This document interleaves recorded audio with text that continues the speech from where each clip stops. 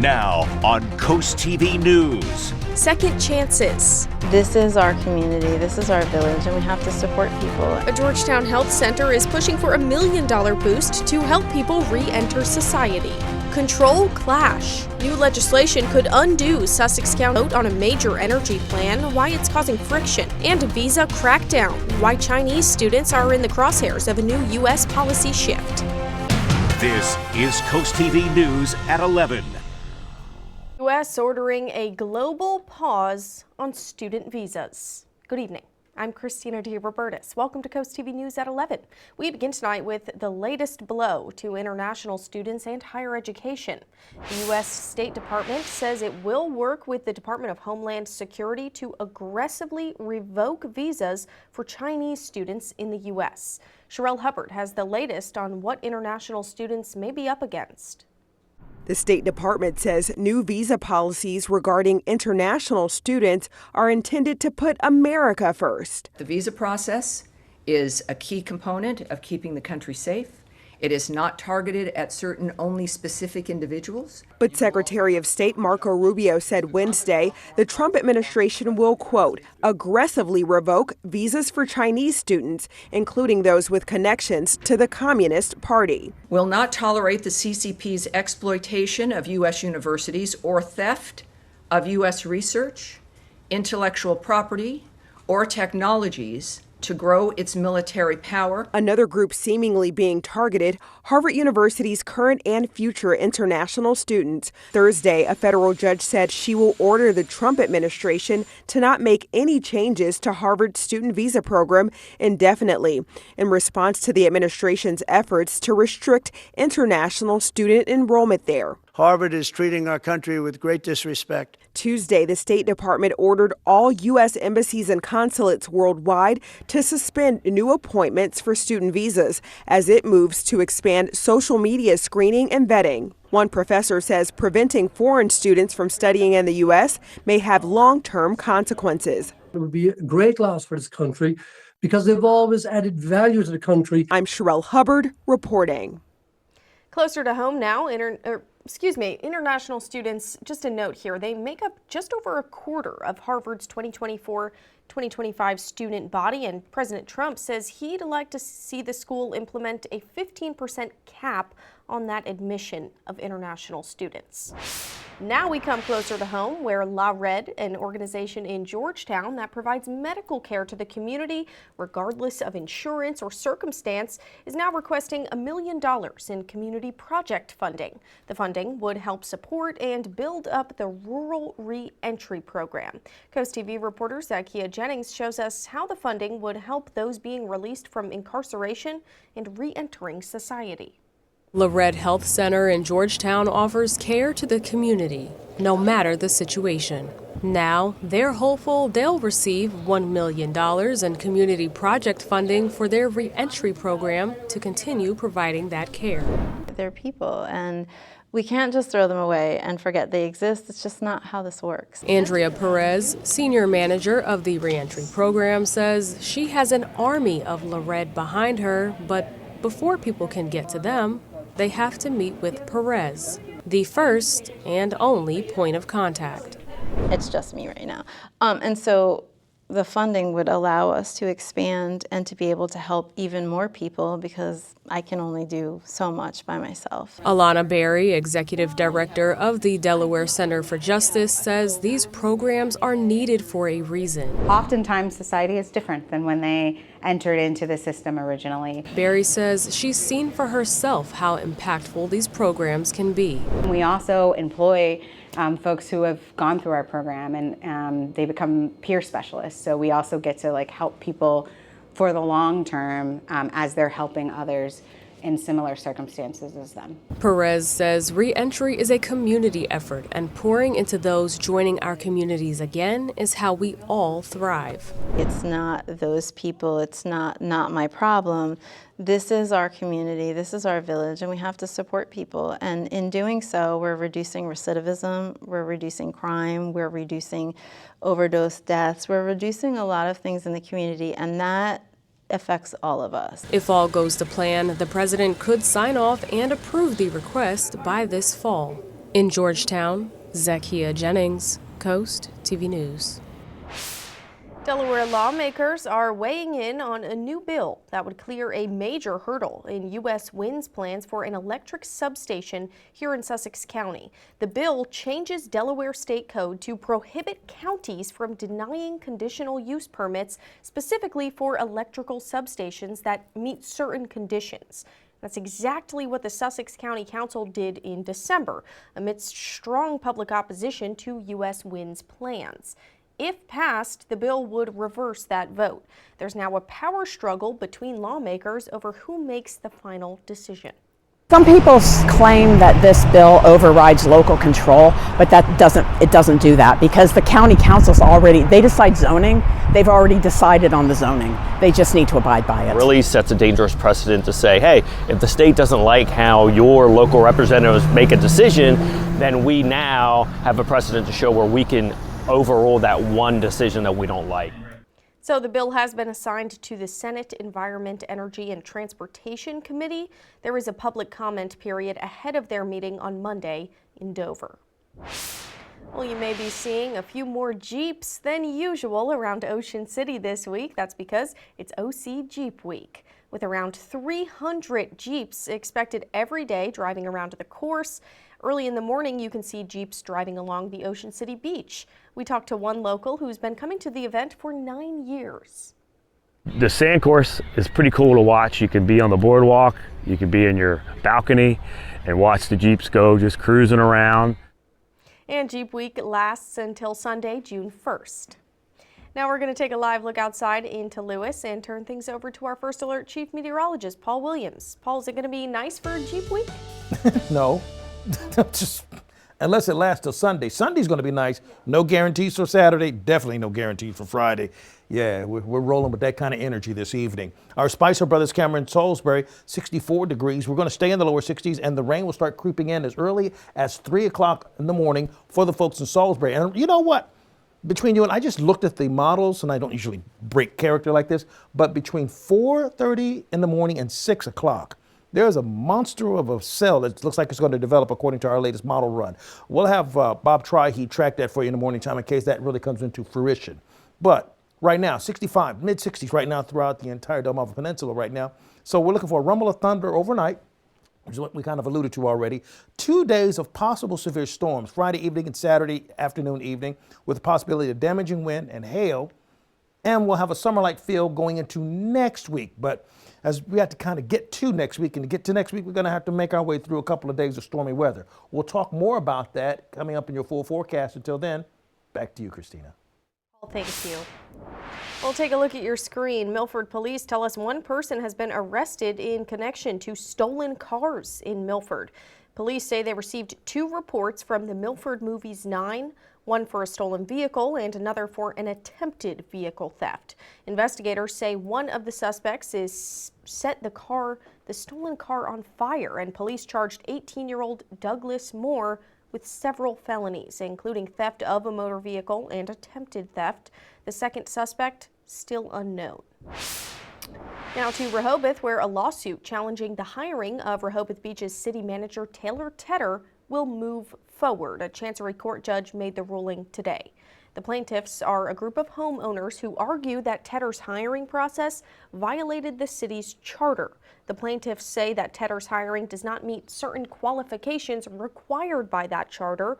The lawsuit also alleged that the commissioners violated Delaware's Freedom of Information Act during contract negotiations, but the judge dismissed those claims. They need to make sure that they vet him and make sure that he is qualified. Make sure they crossed all their T's, dotted all their I's when they did the hiring process. Now, in a statement to CoastTV, Rehoboth Mayor Stan Mills said in part, quote, "We remain confident and will continue to defend the hiring of City Manager Taylour Tedder, and we will continue following this lawsuit." It does bring us to our CoastTV poll. We want to know what you think is a fair salary for a city manager. Let's take a look at the updated results tonight. If you take a look at your screen, you can see 61%, the majority saying under $150,000. Some people in the middle, 28%, say somewhere from 150 to 200, but not many, only 2% say over 250,000. We also have a comment tonight. It's from Nancy in Selbyville.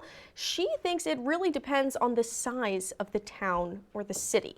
And we want to know what you think. You can leave your own comment. You can still vote. Just go to coasttv.com or use our mobile app. We want to let our viewers know that we have made some technical upgrades to enhance the quality and reliability of the over-the-air broadcast signal. So people who watch Coast TV using an antenna, they may need to take a simple step to continue receiving the channel, rescanning their TV. The upgrade can cause some TVs to temporarily lose the channel if they're not updated through a rescan. And rescanning, it typically takes about 1 minute. We have all the steps on how to do that on coasttv.com. And we are just getting started tonight at 11. Coming up next, saying farewell. Lester Holt will anchor the NBC Nightly News one more time before stepping down. We'll tell you who's taking his place and when. But first, coping by climbing. We show you how rock wall climbing like this is helping people with Parkinson's disease. Right now, we take a look at our Bay forecast. We're looking for 2 days in a row, Friday and Saturday, where it's going to become a little bit on the stormy side before we catch a break on Sunday. We'll have more on your weekend wet weather coming up.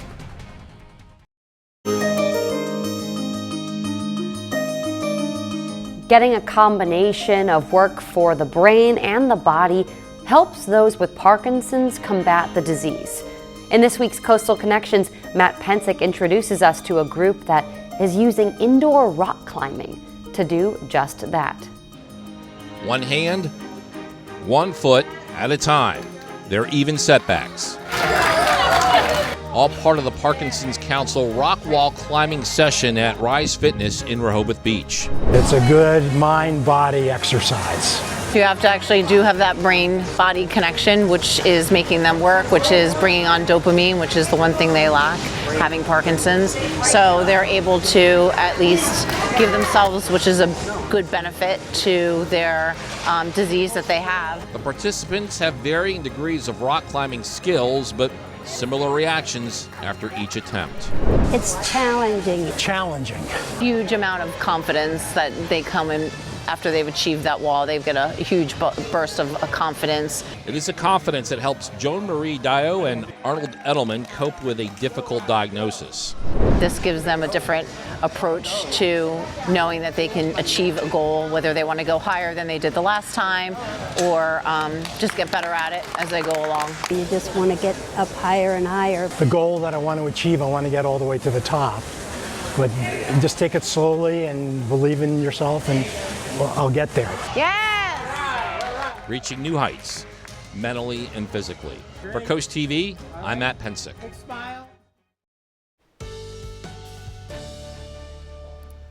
Before I even start, I'm just going to be real honest about it. I don't like it. I just simply don't like it. I don't like the forecast. I know what's going to happen. I've calculated what's going to happen. Calculated 3 times. Usually I go too deep, but 3 times because I really don't like the forecast. Because I have plans this weekend just like you. So just like you, so you'll know if you don't like the forecast, I'm here with you on it, okay? 65 degrees in Lewis. We're going to drop to 64, staying very cloudy for tonight. Tonight I'm okay with because we're in the mid-60s. It's not raining. It's a little cloudy. And the winds right now are pushing out of the south. That's not a problem. Even the winds from Ocean City down towards Chincoteague, although a little bit feisty, not a real problem because we're talking about 25-mile-per-hour wind gusts. Live radar, we're clear for now. But we're not going to stay that way. In fact, let me widen this right here. You see this right here? This is bringing a concern for me because this is actually sparking a lot of these little signatures that I'm seeing right now, and this is the part I don't like. These little signatures are indicating that we have the dynamic of severe storms into the early morning hours because we don't even have any heat energy helping to make this thing go. Now, you combine that with our Friday going into Saturday, widespread likelihood of rain with our graph here. We're setting up for rain for tonight with temperatures in the mid-60s. But the storyline is this. We're watching out for thunder. Flat out, plain, simple, straightforward Friday. Showers, damp conditions, stormy conditions for the evening time, and an isolated severe storm is possible. For the weekend, Saturday, same situation. and kind of back and forth, mainly in the afternoon. Sunday's when things are going to act a little bit better. But here's the problem. See, warm front-induced thunderstorms usually bring about heavy showers, not necessarily severe storms. But they can do that. And this has the dynamics just reaching that threshold where it could. But see, this little thing right here behind this cold front that comes behind all this warm air, that's where we could end up getting a haymaker right to the jaw from these storms. Start at 2 to 4 o'clock for tomorrow. And look at all this energy we'll have. We'll have 80 degrees in Seaford, 77, pardon me, and Cambridge, 80 in Vienna, 78 in Berlin. That's too much energy. Even though we're at a marginal risk for severe storms for Friday, and for Saturday, same marginal view. So we're not going to change positioning in that at all. I'm going to go forwards because I want to show you how quickly we're looking for these storms to flash through quickly and give us a chance of a spot shower. Because it's so jagged and so quickly moving, that's another reason why I'm concerned, because we have the wind shifting like that. That's the front pushing through. But because it's slicing through so quickly and the amount of rain is not all that impressive, only about 3/4 to a full inch, fast-moving storms have more kinetic energy combined with the thermodynamic energy that's combined with them all, making for a very volatile ball situation, particularly when temperatures are escalating. But we will have them escalate even more with a summer-like feel for next week. So for tonight, 63. Tomorrow, 76 with a chance of thunderstorms that I don't like.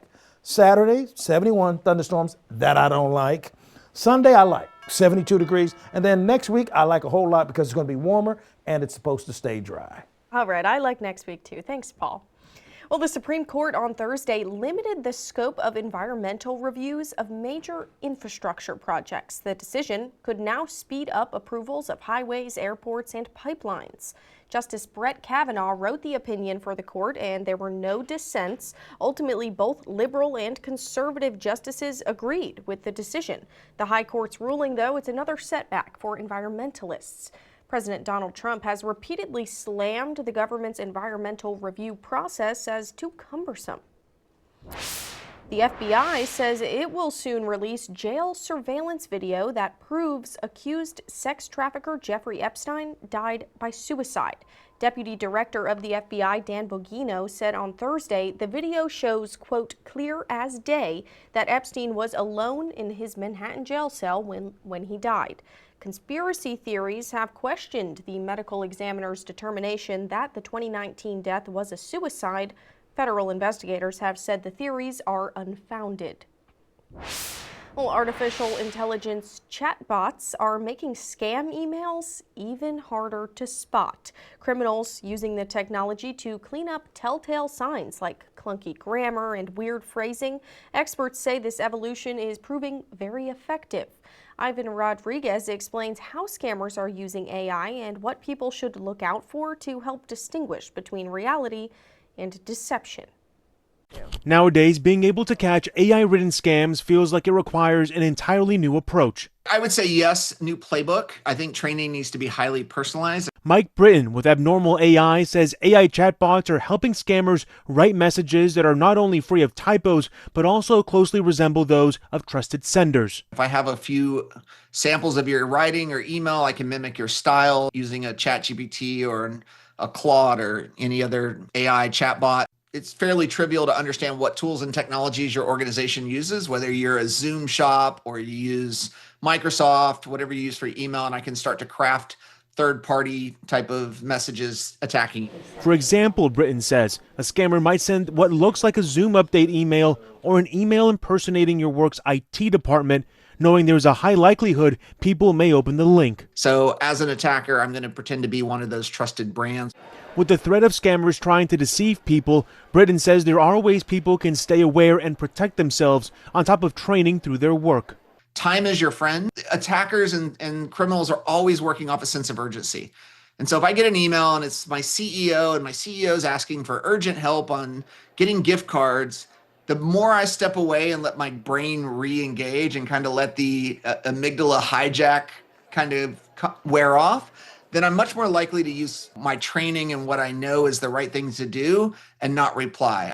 I'm Ivan Rodriguez reporting. Lester Holt, a longtime anchor of NBC's Nightly News, is preparing to step down after hosting his final broadcast tomorrow. Lester has been the anchor of nightly news for the last 10 years. Holt stated he will continue to host Dateline NBC full-time. NBC national correspondent Tom Llamas will take over as anchor of NBC Nightly News following Holt's departure. Coming up in sports tonight, Cape Henlopen girls lacrosse took to the field trying to clinch a spot in familiar territory, the state championship. And coming up, Snap, Crackle, Sugar. The latest look at kids' cereal might leave parents checking the nutrition label a little closer. Here's a look at your golf forecast. We're looking for, not so good conditions because you know what? I still don't like the forecast. Mostly cloudy, scattered showers, and thunderstorms. No, don't go out there, not tomorrow. This is CoastTV News at 11. In health news tonight, it looks like children's breakfast cereal, it's getting unhealthier. A recent study had researchers look at 1,200 cereal products that debuted in the U.S. between 2010 and 2023. The cereals were explicitly marketed to kids 12 and under.